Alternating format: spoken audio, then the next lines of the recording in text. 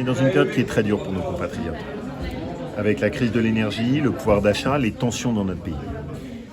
Et ce qui me frappe, c'est que vous avez soit des politiques qui s'opposent à tout, soit des politiques qui ont renoncé, soit des politiques qui sont dans la pure communication. Et donc mes vœux, nous, à notre place, dans notre région, c'est qu'on apporte des solutions concrètes. Pas de miracle, mais des solutions concrètes. Par exemple sur l'énergie, en protégeant nos boulangers. Par exemple sur la santé, en décidant d'embaucher au niveau de la région, en lien avec les départements, des médecins pour pouvoir les installer dans nos zones de désertification médicale. Par exemple sur les délocalisations industrielles, en arrivant à relocaliser la fabrication de paracétamol, la fabrication de nos panneaux photovoltaïques, la transformation du bois, qui est l'énergie de notre région. Et donc mes vœux pour cette année, c'est que la politique retrouve le chemin des solutions concrètes. Pas juste les grandes déclarations, les grandes pétitions de principe et le sentiment qu'à l'arrivée rien ne change. Par exemple, en matière de délinquance, je ne me résous pas à ce que l'insécurité s'installe dans notre pays. On s'est fixé un grand objectif qu'on va expérimenter sur certaines gares, Valence en premier, d'avoir un objectif zéro délinquance.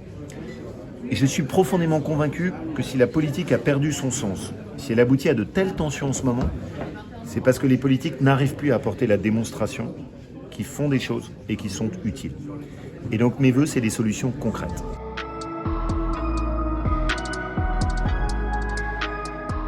Alors que partout dans notre pays, nos compatriotes, nos artisans, nos commerçants, nos entreprises essayent d'amortir le coût de l'énergie, la direction de la SNCF, elle, cherche juste à se payer sur le dos des usagers, en expliquant qu'il faudrait lui signer un chèque de 50, 60, 70 millions d'euros. Ce chèque-là, il reviendrait à doubler le prix des TER dans notre région. Et ça, je ne le laisserai pas faire. Parce qu'il serait totalement irresponsable d'aboutir à des augmentations qui sont des augmentations qui appauvriraient encore plus les usagers dans notre région, au moment où, au contraire, il faut encourager le prix du train. Donc je le dis très clairement à la direction de la SNCF, c'est non.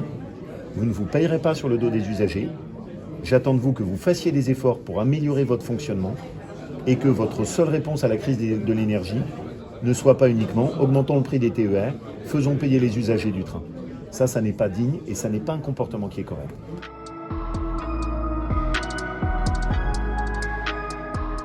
On avance de façon forte sur notamment la mise en avant et la protection du site sur le plateau et également sans doute avec une des premières réalisations qui interviendrait, elle, autour du site de Vulcania sur la partie basse de la plaine.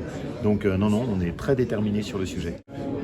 Je refuse catégoriquement cette idée que maintenant notre pays n'aurait tellement plus d'argent qu'il démolirait nos églises et qu'il les laisserait tomber en ruine. Qu'est-ce que c'est que ça ? Et on va arrêter de transmettre, on va arrêter de veiller sur notre patrimoine, on va arrêter de veiller à ce que ce soit pour les générations à venir.